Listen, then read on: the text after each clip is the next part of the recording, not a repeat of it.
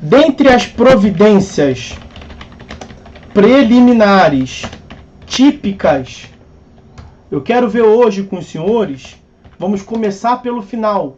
Vamos começar pelo que está marcado ali, item de número 3, o saneamento do processo. Saneamento do processo, artigo 352. Olha o que prevê o artigo 352.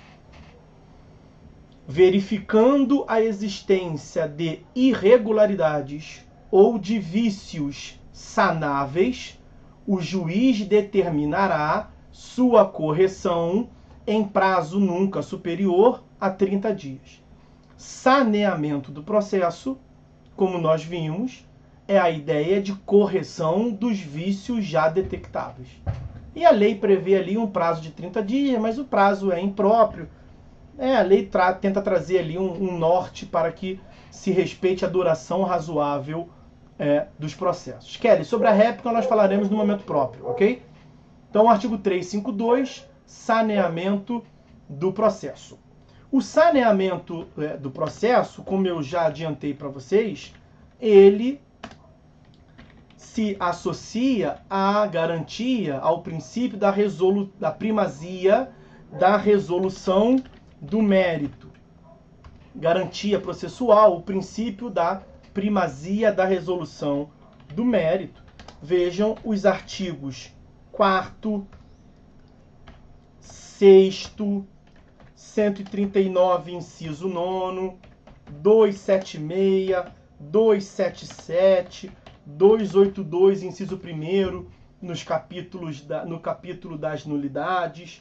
Esse 352, que está aí agora, vai aparecer de novo no 357, inciso 1º, vai aparecer de novo no artigo 480, me fugiu aqui agora, 486, talvez seja, deixa eu ver aqui,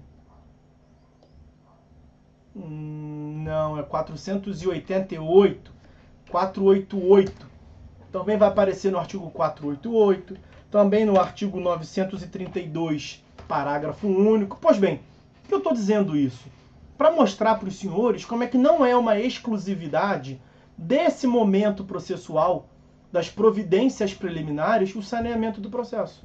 Como eu havia dito há pouco tempo atrás, o código se repete.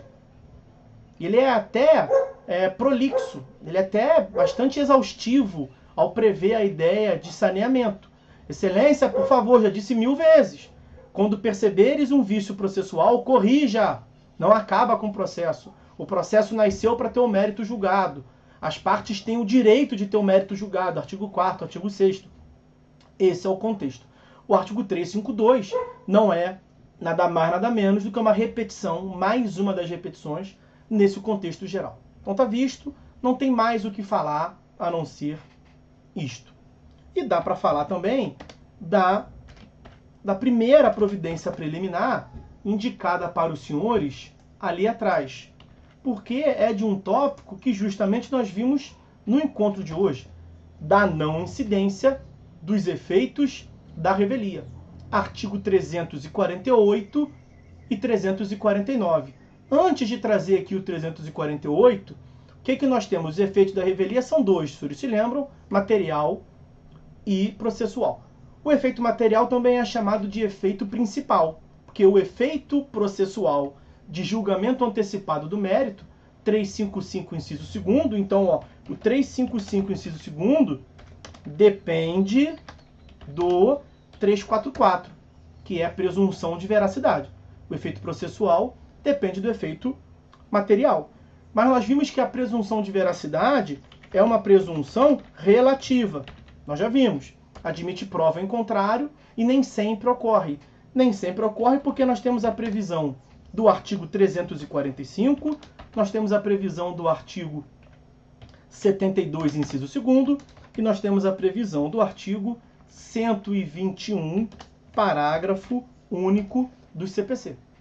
Nesses casos, em que pese a revelia, a ausência de contestação, nós não teremos o efeito material da revelia. Sem efeito material da revelia, Sem presunção de veracidade não tem o efeito processual, não tem o julgamento antecipado, portanto o processo vai seguir normalmente.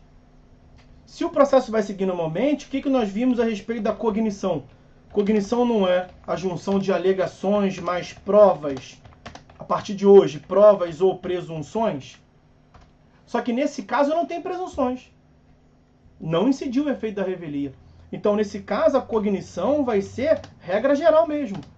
Cognição será alegações, o autor alegou, petição inicial. O réu não alegou, porque ele foi rével, mas ainda assim vai precisar de prova. Vai precisar de prova porque não vai incidir presunção. Agora vamos entender o 348 e 349. Os senhores verão que não tem absolutamente mistério algum.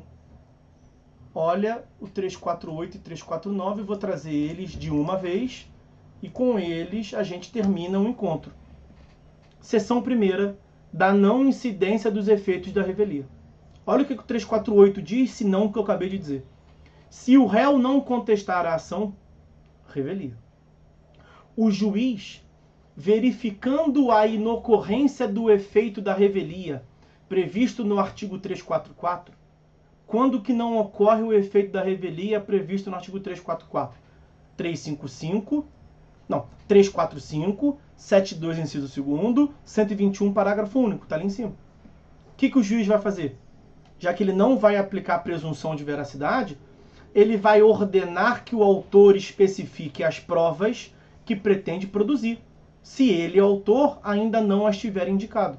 Porque o processo vai precisar de prova. O autor está dizendo para o autor, o réu está dizendo, o juiz está dizendo para o autor assim: olha, autor, o réu está rével, mas para você pegar nada, tá? Você já alegou, beleza, o réu não alegou, o problema é dele. Mas vamos precisar de prova, beleza?